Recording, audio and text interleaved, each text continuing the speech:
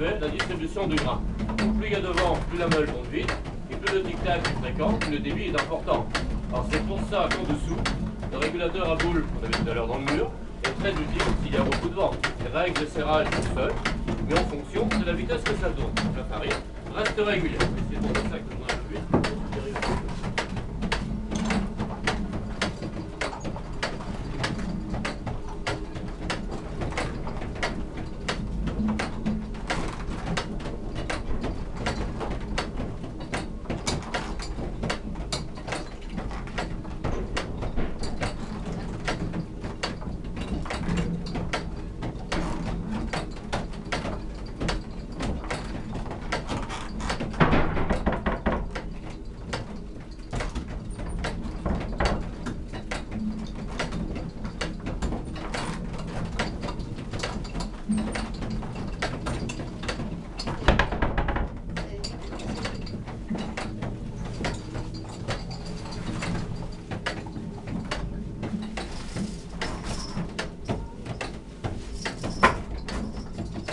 Le grain, on fait donc on monte le sac avec la chaîne.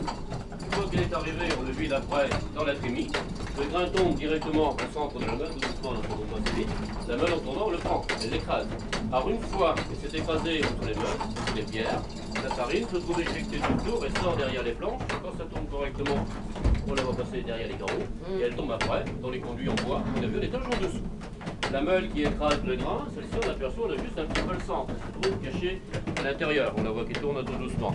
Alors c'est la même qu'à côté qui est découverte. Ce sont les mêmes grandeurs de meule.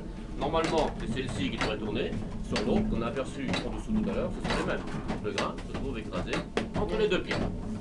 Les pignons d'entraînement qui tournent juste au-dessus, ils sont tous les deux entièrement en bois. Et le grand est d'origine du moulin. Alors seulement la roue, pas les dents. Les dents ont été changées plusieurs fois. C'est le même principe que celle qu'on a vue en dessous tout à l'heure. Alors les dents sont beaucoup plus grosses. Toute cette partie de la dent se trouve rentrée à coup de marteau à l'intérieur de la roue. Et par derrière, il y a une petite cheville en bois, une cale, pour l'empêcher de bouger et de sortir. Le mécanisme qui tourne à l'arrière des pignons, les bras en fer qui passent ici, c'est un différentiel. Alors le différentiel correspond avec un autre mécanisme qui se trouve placé à l'extérieur du moulin, au milieu des ailes. Et c'est lui qui commande les 4 paquets de voilure. Pour ouvrir la voilure, on met les ailes en route, on monte ici le fer à la main. Le moulin est arrêté. Une fois qu'il tourne, si ça tourne trop vite dans des coups de vent trop fort, on fait le réglage avec les cordes qu'on a vu tout à l'heure, on retrouve là juste derrière vous, le long d'escalier. Tout en marche. Ah ben oui.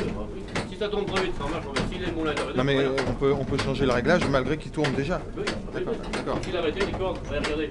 En prenant la plus grosse corde, en tirant dessus, on bloque le bras du différentiel à l'arrière. Ah oui. À quel moment. Si le moulin est arrêté, vous réglez le parti de bois, il faut vous faire rien du tout. On réduit la voilure de cette façon. Alors si après le coup de vent, on a trop diminué, on fait l'inverse, on arrête le bras à l'avant, on fait ouvrir, on agrandit. Alors le réglage avec les cordes peut se faire en bas du moulin, donc tout le long des escaliers, ça dépend où on se trouve. Mais il faut le faire seulement quand ça tourne très vite. Donc ça, tout dépend des choses, tout dépend de la force du vent. Si vous voulez l'arrêter, c'est comme ça va rien du tout. D'accord. La crémaillère que vous voyez sur le mur, la rangée de petits dents qui fait tout le tour, elle sert à entraîner le ballon, le mécanisme avec la chaîne ici, pour faire tourner toute la toiture du moulin, pour mettre les ailes dans la direction du vent. Le vent n'est pas toujours au même endroit. Donc tout le toit du moulin se trouve appuyé derrière la rangée de dents, sur un chemin de ronde en bois qui glisse dessus. Le toit est simplement posé, de cette façon, on peut le faire tourner. Vous poussez la toiture au-dessus des dents, je vais la faire bouger un petit peu.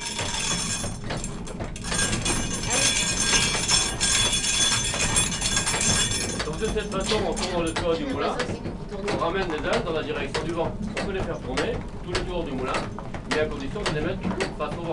Autrement, ça risquerait de tourner à l'envers et ça risquerait de se casser et de s'arracher. Donc bien faire attention à la direction du vent.